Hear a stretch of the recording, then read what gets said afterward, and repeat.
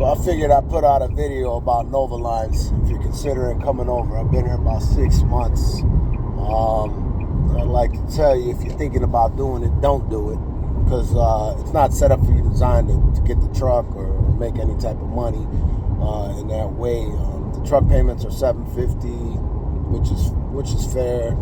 And, you know, I think for a 2023 or whatever, and then a 2023 trailer, Easton is about $300, $350 a week. So that comes out to about $1,100 a week. And then you add that up, that's about $4,400 a month. That's not including dispatch, which they're not concerned about getting you money. They're only concerned about making them truck payments and then dispatch making money. So if you're paying $1,100 a week for a truck and a trailer, and then your other shit like you know, maintenance account $300, fuel, IFTA, HUD, ELD, $130, and if you lose that ELD, I haven't lost mine. It's $400, and it's only like a $50 Samsung mini tablet. And then, you know, 20% is a little bit too high in the current market for a lease purchase right now anyway. So you figure if you do bring home about like $5-6 grand a week or whatever, which is what they're only trying to do anyway, they don't give a shit about you trying to get to that $8 grand that they're promising everybody. It's just not going to happen. They're not there to help you. They're only there to help them. And their turnover rate is so high, they got more people coming in and more people going out, you know. So if you want to sit there and say, well, maybe it'll be different with me and this and that, it might. I thought the same way. Shit, I shut down my operating authority. They promised me the world, and, you know, and I ain't gonna lie to you, it's been all bad. You know what I mean? I'm bringing home less than a company driver right now. You know, Nova Lines has made with me, my gross revenue in 5 months, it's been $107,880, which with $35,000 to my pocket, saying a lot. You know, and if you can't do the math there, $32,000 of that 30% of the $107,000 goes towards your taxes. So you're going to end up going upside down or filing all your operation costs and everything as a loss at the end of the year, because there's no room. There's no room for anything to be made. You know, it ain't got nothing to do with, you know, the drivers. You know, I'm averaging about 3,000 miles a week. I'm getting good loads. You know, it's just not designed to do no more than 3-4 loads a week with how they run. You got 7 drivers to 1 dispatcher. That dispatcher is not trying to work with you one-on-one. They won't let you pick your own loads. They won't let you use the load boards, and if they do, they won't, because it's like $400 for the year, which isn't bad. But then when you're making load suggestions, like, oh, I see there's a load, this lane here is paying this, blah blah blah, they're gonna be like, oh yeah, no, but I got this load for you. They do have contracted freight, but they're not going to tell you it's contracted freight, because they're going to tell you what it's costing to run it, but there's no fuel surcharges. And, you know, it's just not worth it in the end.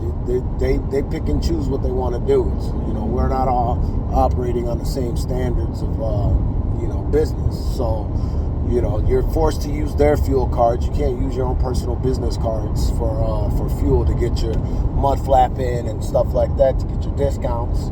And you know, you figure you ride past a Ranger or somewhere, and fuel is $3.23, $3.43. Then right across the street, it's a Love's or a Pilot, and it's, you know, 70 cents more. So it's like, why would you want to fuel up there anyway? But they force you to. It becomes a big old hassle arguing with them about fuel. I remember I was doing that with my dispatch manager, talking to him about the fuel, and he was like, well, you know, the reason was because they get the fuel discounts, and they're not passed on to the drivers or the lease purchase, because they don't really look at us as lease purchase drivers or owner operators or anything like that. They just look at us as employees, 1099s, who take care of the equipment while we're running it.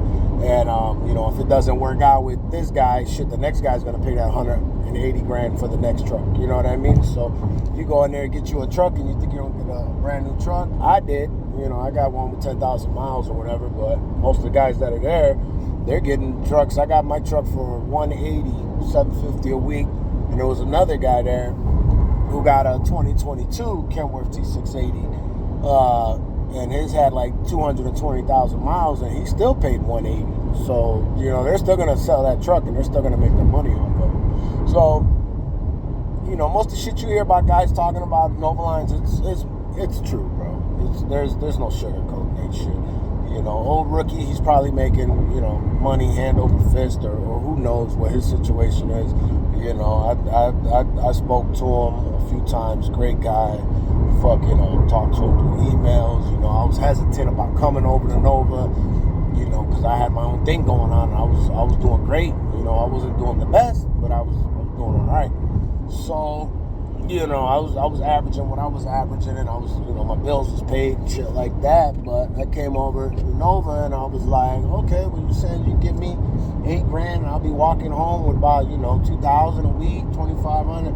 Man, checks looking like $200 a week sometimes, $400, and then you'll get those big floating checks that's only coming through once every now and then, and it ain't got nothing to do with managing your money and saving your money, because you're gonna live off that one big check for the next 3 weeks, because the checks are gonna be so damn small.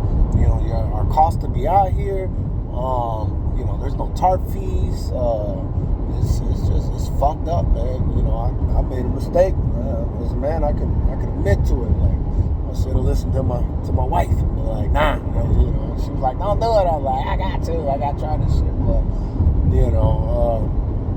I hope this helps somebody. If you're thinking about it and you think it's gonna be different for you, and this and that, don't do it.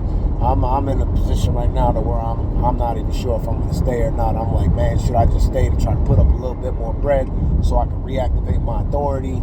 Because I suspended my authority for a couple months, and not even paying insurance. Like, you know how shit goes. If you know, you know. If you don't, you don't.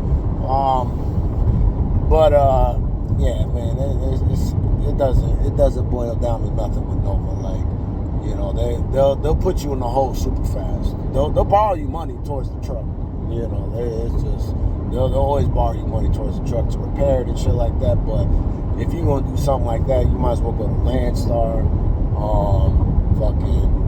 I don't know, find somebody else to start leasing on with one of your buddies or something. Man, if you're from down south, don't come up west. Don't come to the Midwest trying to come over here thinking it's gonna be sweet for you. Because all the fellas from Mississippi and Alabama and Florida coming out here like thinking it's gonna be different from them, it's not. You might as well stick with those decent ass lease purchase programs they got out there, like Buddy Moore and all that. I've been trying to get in over there. I got a couple guys over there making decent money. I can't get over there because I live in the Midwest and I'd have to relocate. You know how that shit goes, and that's probably on the table right now. But just think about Nova. Don't do it, man. Like they don't give a shit about you. Especially don't let them lie to you talking about they get all these discounts, because they don't. You take your truck to the shop for an oil change, that shit gonna be $700-800, when you can take it to the Loves and it's only gonna be about $450-500. 4 gallons of fucking whatever oil you get with your Lucas or whatever you got going on, how you like your shit maintained. But that's all it is. It's a company truck. They're company spec trucks. There ain't nothing special about them.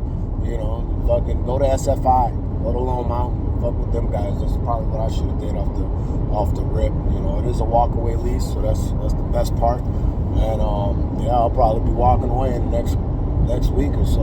I knew this. I had a bad experience starting out with Nova in the beginning. A dispatcher, he didn't know what he was doing. He was in car hauling. He didn't know shit about flatbedding. I'm telling him how to move. I was like, look, this is what I do. I know what lanes to run. This is what these lanes pay, and we ain't got to take the cheap shit. They're running the spot market. They got their contracted freight with some of these companies. Anytime you see 6-7 Nova trucks at a location, that's some contracted freight coming out right there. But they're not giving it to you for what they're getting it for. You know what I mean? They're taking everything off the top. So, if you wanted to have my opinion, if you wanted to have a true lease purchase program, you would, Nova is a factored company. They have none of their own assets, none of that shit. The trucks and trailers are owned by Gladius, which is owned by the owner of Nova. I think his name's Nehigh or something like that. And Jim's the VP. you know, they own that company, and then if you do make it to the end of the lease, you can purchase the truck, or Nova help you purchase the truck for the 42 grand. But by the time you're done with the truck, man, that shit's already gonna have like 500,000-600,000 miles on it. It ain't gonna be worth shit. It's gonna be beat to death because they want you to run the East Coast and the West Coast, and y'all up in the mountains and shit. You done tore the truck up. And look at all these guys now that own their trucks with Nova. Old rookie shit breaking down every couple weeks, running that shit up the mountains. But you know, beautiful truck though. I ain't gonna lie, did some good work on it. But you know, if you're thinking about it, man, don't do it. It's just not gonna be worth it, bro. There's nothing there for you. Just stay. If you're a company driver, just stay a company driver. Stack your bread. Keep stacking. Best suggestion I can give you: start your own operating authority, or go to Lone Mountain, get a truck, take that truck, lease on to somebody, and then if you don't want to do all that office work, which that shit is super easy, people make it more difficult than what it has to be.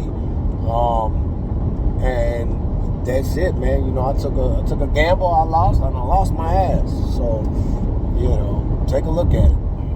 I'll let you, and I ain't in all this YouTube shit, so you ain't gonna see too many videos from me. So, all right, man. Y'all take care.